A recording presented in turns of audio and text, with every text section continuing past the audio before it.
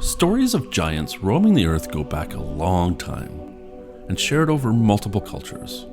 From the nephilim described in the Bible, where in the Bible it said that angels mated with human females and created these giant humans.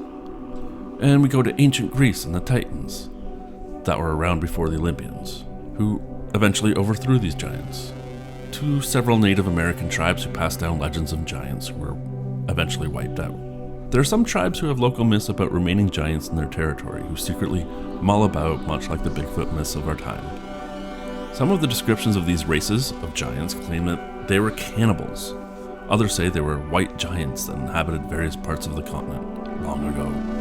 Myths and legends do seem to point to something happening, but is there proof? Many claim there is, and others say the Smithsonian has been covering it all up.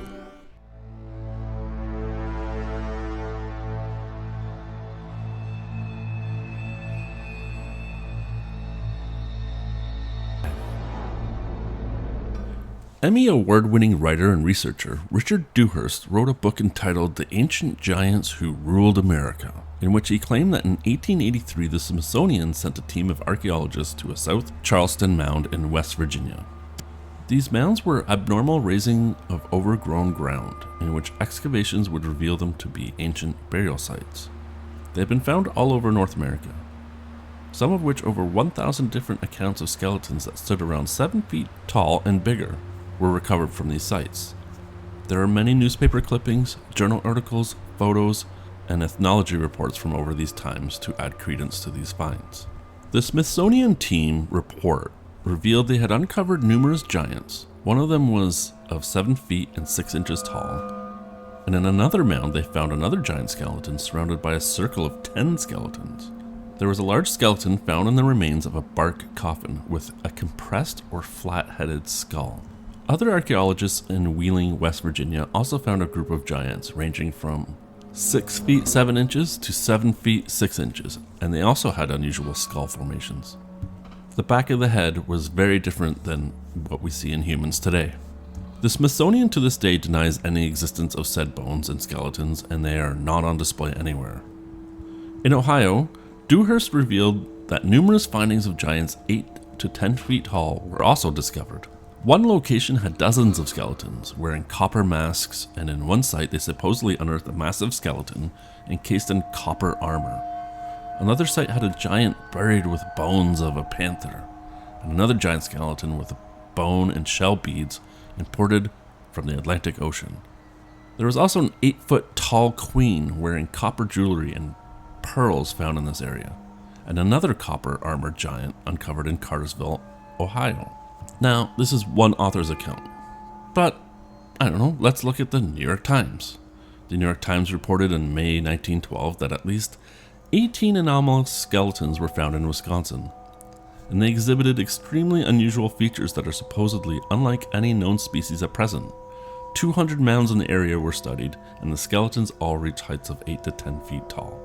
Dewhurst claims the Smithsonian has been at the center of a vast cover-up of America's true history since the 1880s and have suppressed all of this evidence.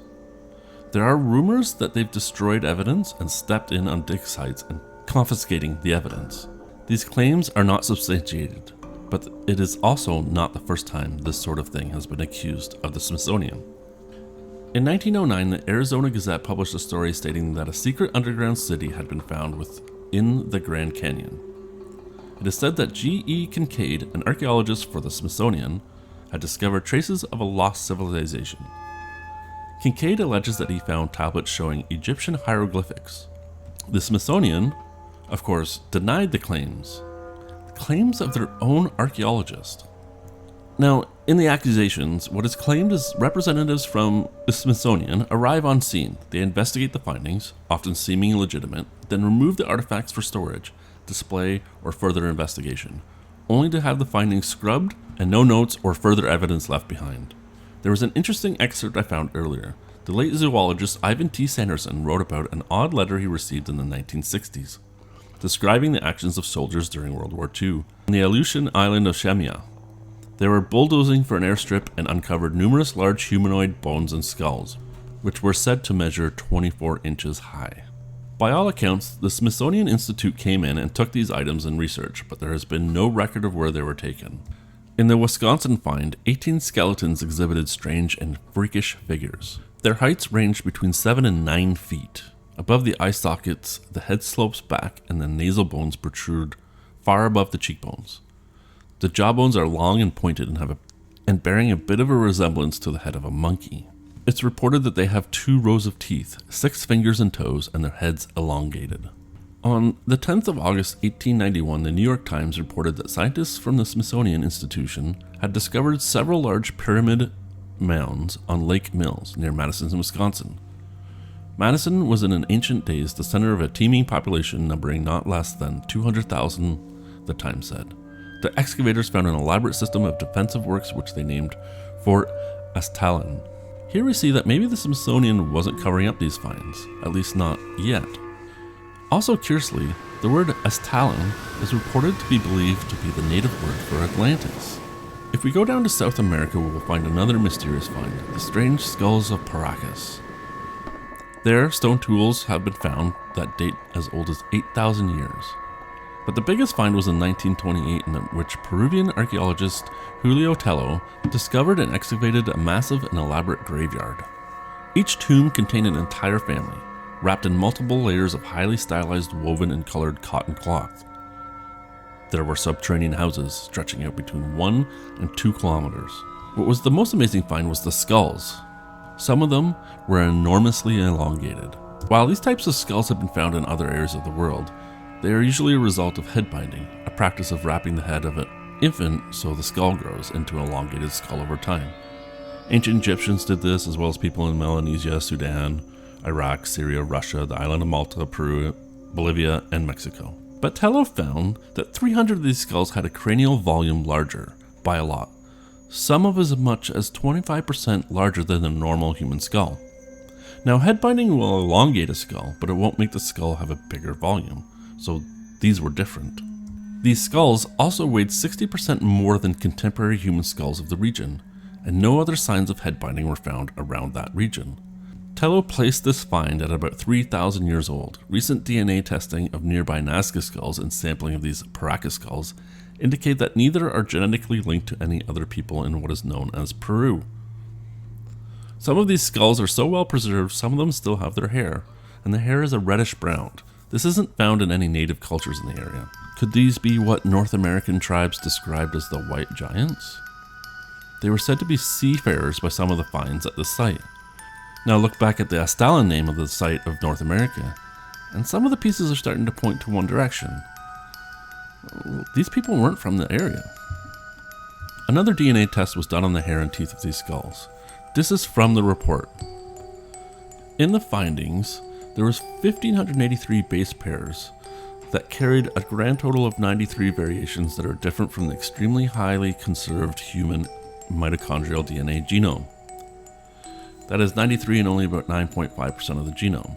It's already at the near maximum of 120 variations in human mitochondrial DNA.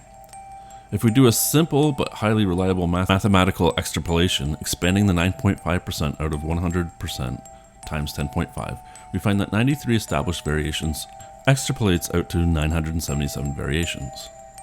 If this is true, then what are these? Are these part of the giant races that walk the earth?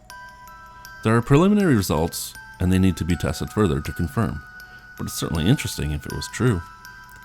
Is it possible that giants did walk the earth? Could some of them even be from the lost continent of Atlantis?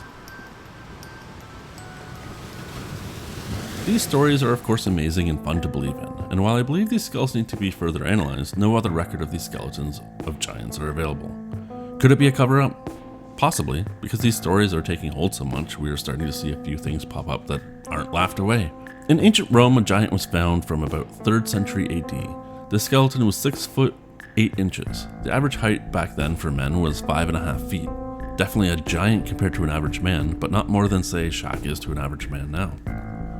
The Smithsonian even chimes in here, maybe an attempt to shake those cover-up stories. They report, in China, a graveyard of giants was found, 5,000-year-old skeletons that measured 5 foot 9 inches. However, one of them was even 6 foot 2 inches tall.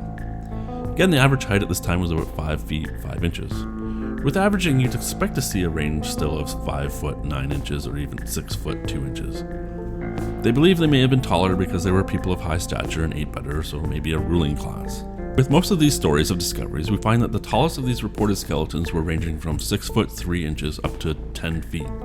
10 feet would definitely be closest to giant territory. It's quite possible that a few humans did reach some of these sizes. Either they were part of a ruling class, or there were small tribes of people that stayed relatively distant to other normal tribes, which would add to the myths and stories passed down and the mystery of these giant people. However, it's possible that these were people from Europe, or possibly, if Atlantis did exist, migrated over from there. Some of the DNA findings would be interesting if they could be corroborated. There was a recent discovery of a 400,000-year-old human species that contains DNA that does not correspond to our lineage of human. It does link to Denisovians, an early human population that split from the Neanderthals, but there are links to an unknown distant ancestor. Now, there's plenty we still don't know of our history, and new discoveries are intriguing. The history of humans is an ongoing discovery, and when we get unknown DNA sequences showing up, then imaginations start to take off. There's clearly a lot more to our history than what we know. Will we ever know if real giants walked the earth? I'm not so sure. For now, we have to assume, even if these are true, there were just a few really tall people walking around that made an impression on people. Okay, so now it's time to tell me what you think. Do you think there was really giants walking around and it's all been covered up? Or do you think it's just really tall people? Please leave a comment below and let me know. And if you'd like to see any other content, please let me know there as well. Also, like, share, and subscribe. It really helps me out. It's a small channel. It really helps with the algorithm. And thank you so much for watching.